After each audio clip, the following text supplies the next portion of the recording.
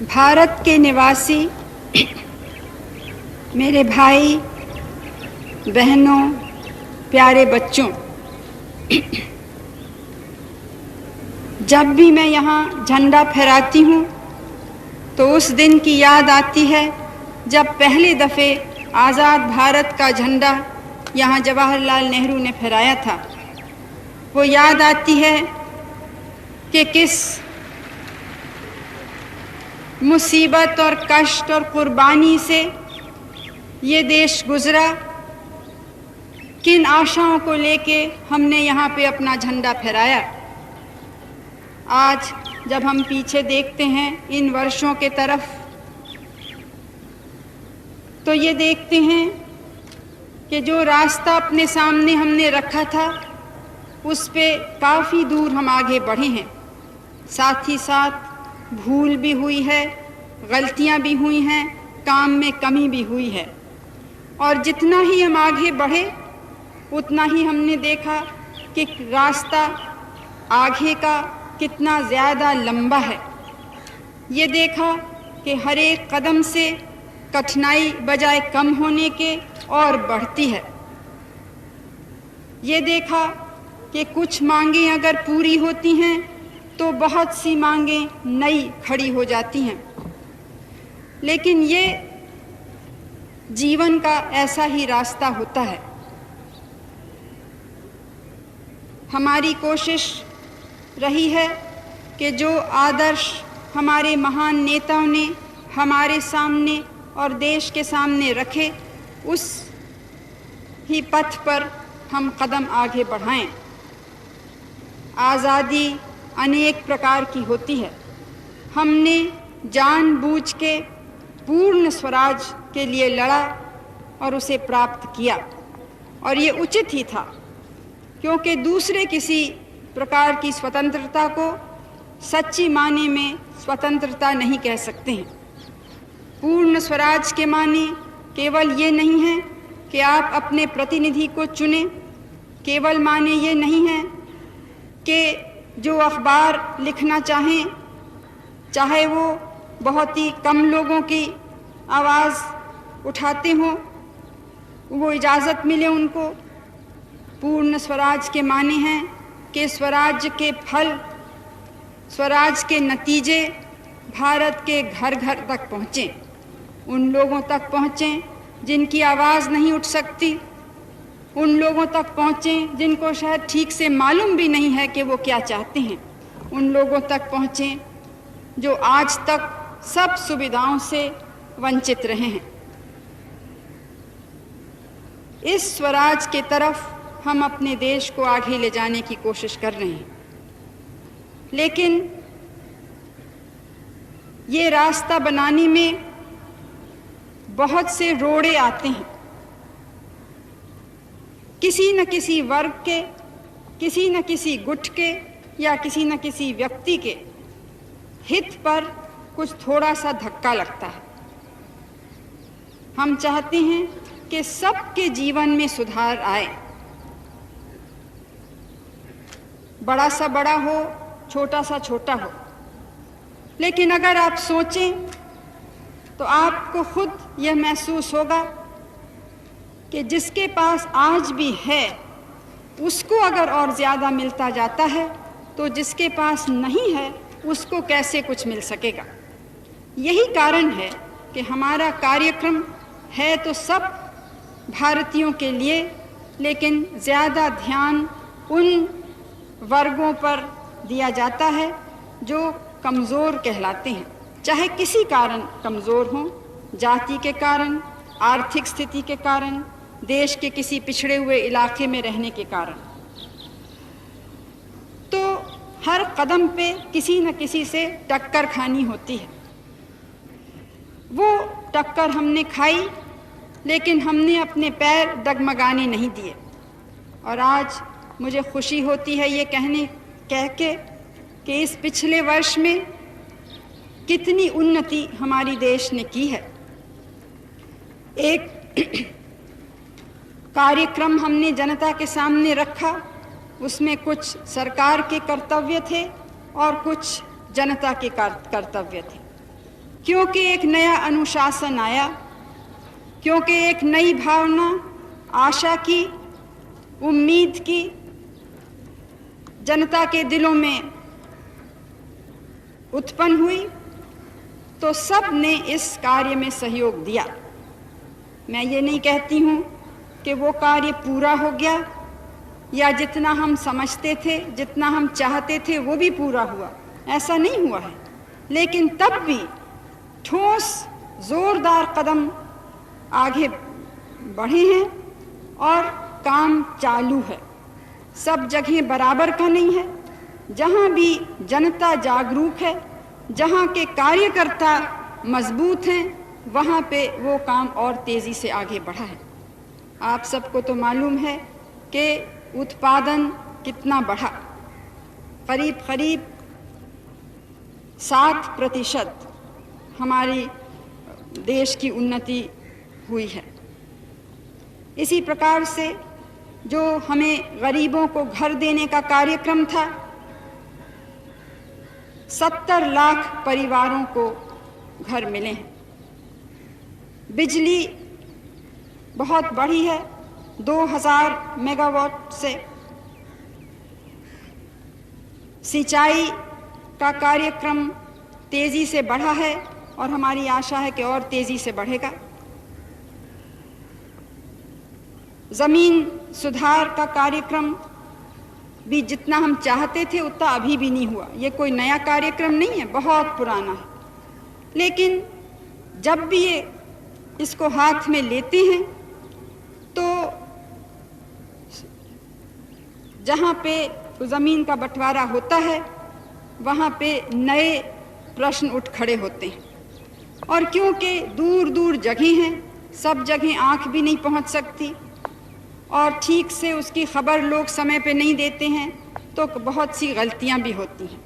ये सब मुझे मालूम है और इसीलिए हर साल यहाँ और जहाँ भी मैं बोलती हूँ, मैं इसी बात पे जोर देती हूँ कि जब तक जनता, चाहे वो मज़दूर हो, चाहे वो गरीब हो या कोई और नागरिक हो, जब तक वो स्वयं इसको हाथ में नहीं लेंगे कि जहाँ भी अन्याय है उसके तरफ ध्यान दिलाएं और केवल शिकायत के रूप से नहीं, लेकिन सुझाव दिलाएं कि ये यहाँ पे गलती हुई है, इस प्रकार से हम और आप मिल के इस गलती को सुधार सकते हैं।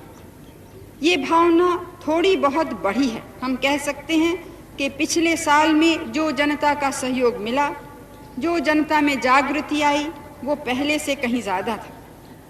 लेकिन मैं ये नहीं कहना चाहती हूँ कि पहले कभी काम नहीं हुआ। अगर पहले बहुत मजबूत बुनियाद इस देश की उद्योग और कृषि के कार्य की नहीं डाली गई होती तो ये उन्नति हम इस पिछले वर्ष में नहीं कर सकते।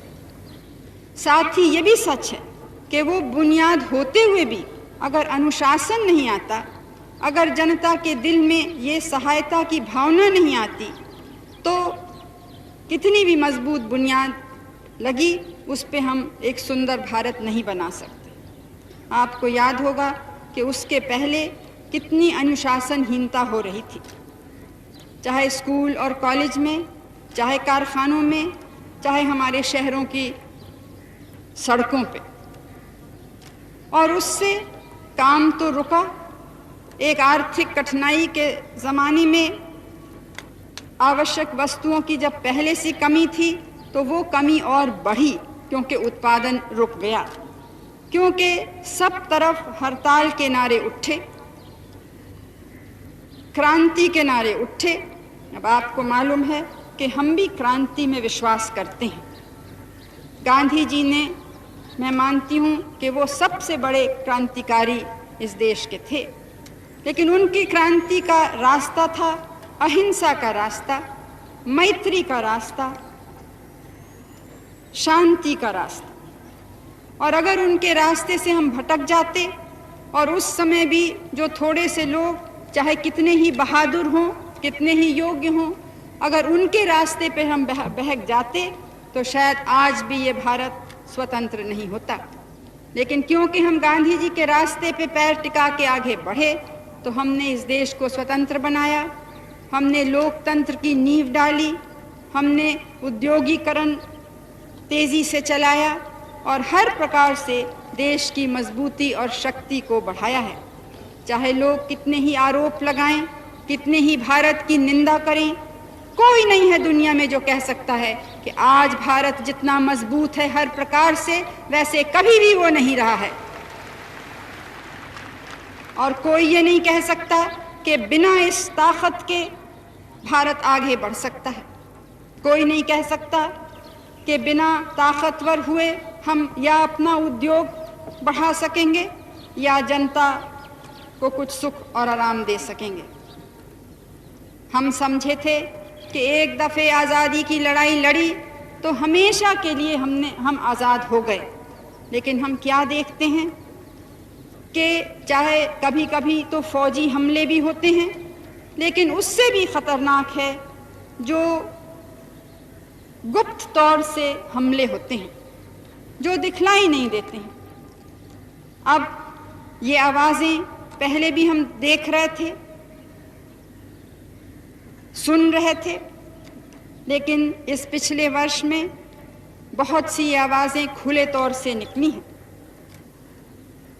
जिन लोगों ने भारत का साथ नहीं दिया जब यहाँ कोई रुकावट नहीं थी, किसी को गिरफ्तार नहीं किया था, किसी अखबार पर पाबंदी नहीं थी, तब भी जिन सरकारों ने, जिन लोगों ने भारत की सहायता नहीं की, लेकिन उन देशों की सहायता की जहाँ पे या फौजी सरकार थी या दूसरे प्रकार की कोई ऐसी सरकार थी जहाँ जनता की आवाज़ बिल्कुल नहीं उठ सकती थी, उस ज़माने में ऐसे देशों की, ऐसी हुकूमतों की मदद हुई है।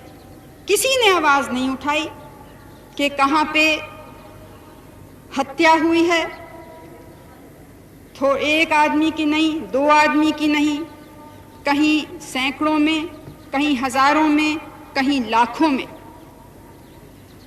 वो लोग आज हैं जो भारत के तरफ आंख दिखाते हैं, लेकिन आपको याद होगा कि ये पहला दफ़ा नहीं है। जब गांधी जी जीवित थे तो उनके बारे में भी अनेक प्रकार की बातें कही जाती थीं, उनके बाद जवाहरलाल नेहरू के बारे में कही जाती थीं, और उसके बाद जब मेरे ऊपर हमला शुरू नहीं भी हुआ था तो भारत के बारे में कही जाती थी। भारत अणुशक्ति का विस्फोट क्यों करे? बड़ा भारी खतरा सारी दुनिया को हो रहा है। दूसरे देश चाहे बम पर बम बना के जमा करें, चाहे अरबों रुपए खर्च करें, जब उन पर कोई खतरा नहीं है, उनकी कोई निंदा नहीं है। उल्टे और कोशिश हो रही है कि उनको हथियार बेचे जाएं। लेकिन हम अगर अपनी आर्थिक स्थिति को सुधारने के लिए कुछ काम करते हैं तो वो गलत काम होता है। जब हमने इस्पात का काम शुरू किया तो ये कहा गया कि गरीब देश में, जहाँ गांव में इतनी कठिनाई है, वहाँ उस देश को इस्पात और लोहे की क्या आवश्यकता है। अब आप जानते हैं कि किसी भी आधुनिक देश की बुनियाद है इस्पात।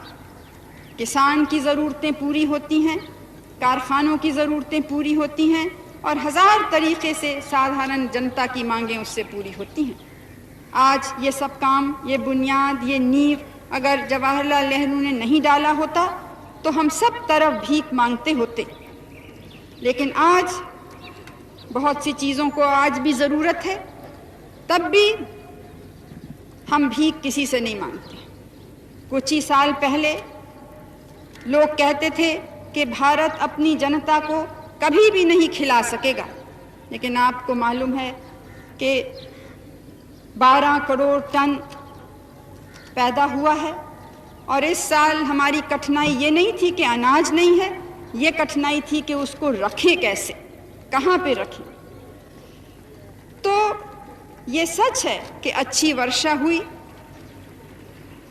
लेकिन ये भी सच है कि अगर सरकारी सहायता नहीं मिलती और अगर हमारे मेहनती किसान भाई वो सहायता लेने को और नए तरीक़ों को अपनाने के लिए तैयार नहीं होते तो ये उत्पादन नहीं हो सकता था। कुछ जगहें वर्षा की कमी हुई है, सूखा पड़ा है, विशेष करके दक्षिण में, तमिलनाडु में और दूसरी जगहें, और कुछ जगहें ज़रूरत से ज़्यादा वर्षा हो रही है। हमारे किसानों को इससे भारी कष्ट है और मेरी पूरी सहानुभूति उनके साथ है। लेकिन हमको मालूम है कि इसका वो सामना करेंगे। हमको मालूम है कि जैसे वो मजबूत हो रहे हैं, उनको नई जानकारी, विज्ञान और टेक्निकी द्वारा उनकी ताकत हम बढ़ा रहे हैं, तो इन सब चीज़ों का भी वो सामना कर सकेंगे। देखना ये है कि ये कार्यक्रम अभी भी सब जगह नहीं पहुँचे। ये देखना है कि कैसे इसको कोने कोने पहुँचाएं। ये देखना है कि हर एक जगह का विशेष कार्यक्रम हो। पहाड़ी इलाकों की क्या आवश्यकता है, रेतिस्तान की क्या आवश्यकता है, जहाँ बहुत बारिश पड़ती है, बाढ़ आते हैं, वहाँ की क्या आवश्यकता है। इस प्रकार से हमारी योजनाएं बनेंगी। इस प्रकार से हर एक अपने अपने क्षेत्र में सोचेगा। ये नहीं कि सब कहें कि इस्पात का कारखाना हो जाए या कोई और बड़ा कारखाना हो जाए, लेकिन जो सामान हमारे पास है उसका कैसे पूरा पूरा उपयोग किया जाए। ये भावना जब हम फैला सकेंगे तब और तेज़ी से हमारा देश और हमारी जनता बढ़ सकेगी। इस साल हमारे सार्वजनिक क्षेत्र के जो कारखाने हैं, जिनकी बड़ी निंदा हमारे समाचार पत्रों में होती थी, हमारे बड़े बड़े उद्योगपति हमेशा करते थे कि सरकार से तो कारखाने चल ही नहीं सकते, इसमें तो नुकसान ही नुकसान है। हमने देखा कि उनमें से बहुत सौ ने अब मुनाफा किया है और उनका उत्पादन बहुत बढ़ा है। जो वृद्धि हुई है हमारे उत्पादन में, वो इन्हीं सार्वजनिक क्षेत्र के कारखानों के द्वारा हुई है। और हमारी पूरी आशा है कि जो थोड़े से हैं, जहाँ का काम अभी संतोषजनक नहीं है, वो भी अब तेज़ी से अपना काम सुधारेंगे। पूरी इसकी कोशिश हो रही है। तो हर समय हर तरफ हमको देखना है, और ये तब होगा जब प्रत्येक नागरिक अपने कर्तव्य को समझे। मैं अपने मजदूर भाइयों और बहनों को बधाई देना चाहती हूँ, क्योंकि उनके काम से ये सुधार और ये वृद्धि हुई है। कुछ घंटे बाद आज ही शाम को मैं यहाँ से श्रीलंका जा रही हूँ। आपको मालूम है कि वहाँ बड़ा सम्मेलन एक गुट निरपेक्षता का हो रहा है, और वहाँ भी मुख्य प्रश्न हम सब के सामने यही है कि अपनी आज़ादी को कैसे सुरक्षित रखें। आज़ादी केवल सीमा की नहीं, लेकिन आज़ादी अपने विचारधारा की, आज़ादी अपने दिशा की, आज़ादी अपने तय को मजबूत करने की, अपने देश में विकास और उन्नति करने की मुख्य चीज़ यह है। और क्योंकि हम सब के एक ही से प्रश्न हैं, अगर हम एक दूसरे की सहायता करते हैं, एक दूसरे से सहयोग करते हैं, तो एक बड़ी भारी ताकत हो जाती है। गुरुदेव टैगोर ने कहा, कमज़ोरी की ताकत। कमज़ोर लोग भी अगर दृढ़ता से, मजबूती से कुछ कर दें तो एक ज़बरदस्त ताकत हो जाती है। और हमारा भी अनुभव यही रहा है। आज़ादी के आंदोलन के ज़माने में क्या ताकत थी भारत की जनता पर? केवल गरीबी, केवल गुलामी, डर। लेकिन क्योंकि हम एक हो गए, क्योंकि हम न निंदा से न मजाक से अपने रास्ते से हटे, तो ये एक दुनिया के उस समय की सबसे बड़ी शक्ति से ज़्यादा हमारी गरीब किसानों, मज़दूरों, विद्यार्थियों, इनकी ताकत उनसे भी बड़ी हो गई, फ़ौज से भी बड़ी हो गई। ये ताकत आज के गरीब देशों में हमको मिलानी है। मुश्किल ये है कि कुछ देश ऐसे हैं जो दूसरे के कहने में आ जाते हैं। वो समझते हैं कि अगर कुछ मदद मिल जाए तो अभी मदद ले लें।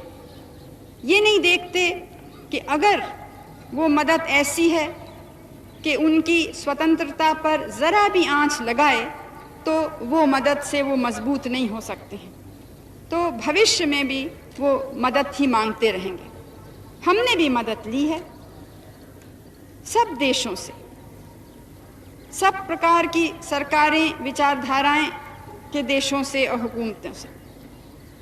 लेकिन एक चीज़ में हम डट के रहे, हमारी नीति यह है, हमारी विचारधारा यह है, इस प्रकार से हम अपने देश को आगे बढ़ाना चाहते हैं। और उसको देखते हुए, बिना उसको छुए, जो मदद हमें देना चाहता है उसकी मदद हमको स्वीकार है, लेकिन किसी भी शर्त पर हम मदद नहीं लेना चाहते।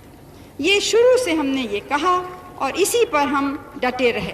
और आगे भी, आज भी अगर हमारी निंदा है तो इसलिए नहीं कि यहाँ पे कुछ कदम लिए गए या कुछ थोड़े से लोग बंद हैं या समाचार पत्रों पे कुछ पाबंदी है, इसलिए है कि वो देख रहे हैं कि एक गरीब देश किस दृढ़ता से आगे बढ़ रहा है, किसी दूसरे की परवाह न करते हुए। और इसी तरह से हमको आगे बढ़ना है। और जो हमारी निंदा करते हैं, मैं तो उनसे एक ही शब्द कहना चाहती हूँ कि जितनी वो निंदा करेंगे, जितनी कोशिश करेंगे हमें कमज़ोर करने की, वो ही हमारी ताकत बनेगी, उसी से हम और मजबूत होंगे और उतनी ही ज़्यादा तेज़ी से हम अपने रास्ते पर चलते रहेंगे। आपने तो ये पिछले वर्षों में भी देखा कि जब भी हम पर हमला हुआ, हम उससे दबे नहीं। जब भी हम पर टिप्पणी हुई, भौचाल जैसे भी हमारे ऊपर लोग कूद पड़े, उसका सामना किया और हम आगे बढ़े। यह देश, भारत का इतिहास एक संघर्ष का इतिहास रहा है, मुसीबतों का इतिहास रहा है।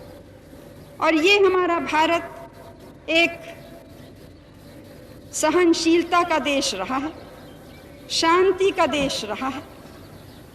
लेकिन साथ साथ ये याद रखें कि वीरता का देश रहा है, दृढ़ता का देश रहा है, आदर्शों का देश रहा है।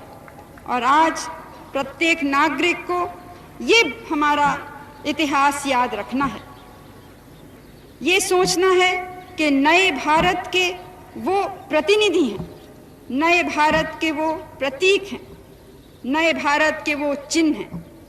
चाहे हमारे होनहार बच्चे हों, चाहे बड़े, चाहे बूढ़े, ये जिम्मेदारी हर एक के कंधों पे है। और हर एक अगर इन बातों को समझने की कोशिश करेगा, कौन प्रशंसा करता है, कौन बुराई करता है, ये सब जीवन में बहुत छोटी सी बातें हैं।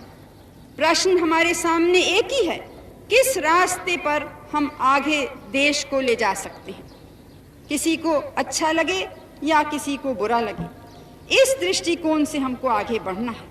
अगर हमारे सुंदर बच्चे ठीक से नहीं पढ़ेंगे, खेल कूद में रुचि नहीं लेंगे, तो उनका न शरीर मजबूत हो सकता है, न उनका मन मजबूत हो सकता है। और ये अगर युवा पीढ़ी मजबूत नहीं हुई, अगर ये रचनात्मक कार्य में नहीं पड़ी, अगर इनमें देश का प्रेम, देशभक्ति नहीं हुई, तो फिर ये सबसे बड़ी कमजोरी, सबसे बड़ी हानि देश की होगी।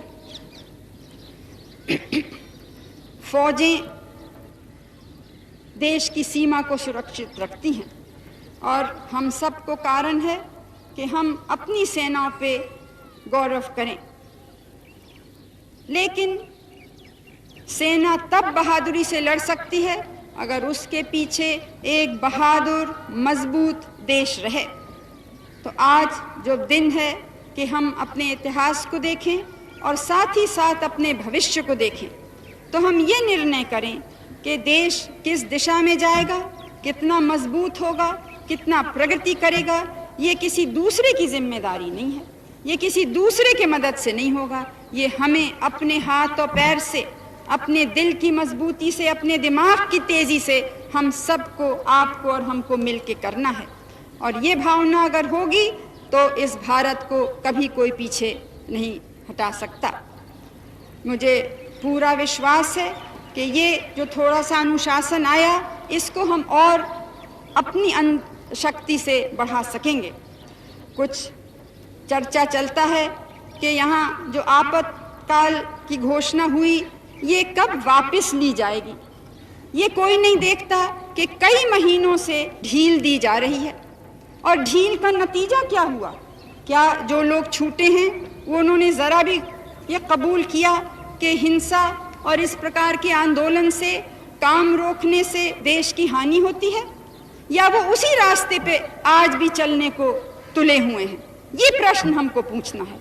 हमारे हाथ में नहीं है कि क्या होगा, ये उन लोगों के हाथ में है जो देश को तोड़ने में लगे थे, देश में अनुशासनहीनता फैलाने में लगे थे, जो ऐसे गुटों को और व्यक्तियों को प्रोत्साहन दे रहे थे जिन्होंने कभी भी न लोकतंत्र में विश्वास रखा है, ना जिस प्रकार की स्वतंत्रता में हम विश्वास करते हैं, या गुट निरपेक्षता में विश्वास करते हैं, या सांप्रदायिकता से लड़ने में विश्वास करते हैं, जिन्होंने कभी भी इन विचारधाराओं से सहमत नहीं रहे, उनको इन आंदोलनों ने प्रोत्साहन दिया था। तो हमको ये देखना है कि जब हम आगे बढ़ रहे हैं, जब बहुत बरसों बाद पहले दफे गरीबों के लिए कार्यक्रम आरंभ हुए हैं और सफलता से आगे बढ़ रहे हैं, चाहे जितनी तेजी से हम चाहें उतने नहीं हैं। इतने बड़े देश में, कोटि कोटि की जनता में अगर 70 लाख परिवार के लिए घर मिले तो बहुत छोटा है, लेकिन जहां एक को भी पहले नहीं था तो 70 लाख बड़ा भी है। इसी प्रकार अगर हम कहें कि नहीं वो 70 लाख भी नहीं चाहिए तो फिर दूसरे लोगों को कैसे मिलेगा? तो ये समय है जब इन चीज़ों पे गहराई से हमको विचार करना है। हम नहीं चाहते कि सरकार के तरफ से या किसी संस्था के तरफ से जोर हो, और ना हमने इसकी कोशिश भी की है। हम चाहते हैं कि हर एक अपने दिल से सोच के अनुशासन, देश सेवा, इस सब में लगे। आप सबको तो मालूम है कि गांधी जी हमेशा कहते थे कि कोई अधिकार नहीं है जो कर्तव्य से नहीं निकलता है। उस प्रकार के अधिकार आएंगे अपना कर्तव्य समझ के, तब सच्चा लोकतंत्र आ सकेगा। एक लोकतंत्र जिसमें गरीब से गरीब की आवाज़ सुनाई जाए, जिसमें कोई भी जने केवल अपने आर्थिक या सामाजिक बलबूते के कारण दूसरों पे हावी न हो, जिसमें हर एक जाने कि अगर हमारे अधिकार हैं तो हमारे जो गरीब भाई और बहन हैं, जो पिछड़े गरीब भाई और बहन हैं, उनके भी अधिकार हैं, और जहां हम अपने अधिकारों के लिए लड़ना है उतना ही उनके अधिकारों के लिए लड़ना है। ये भावना आएगी तब अधिकार सबको मिल सकते हैं।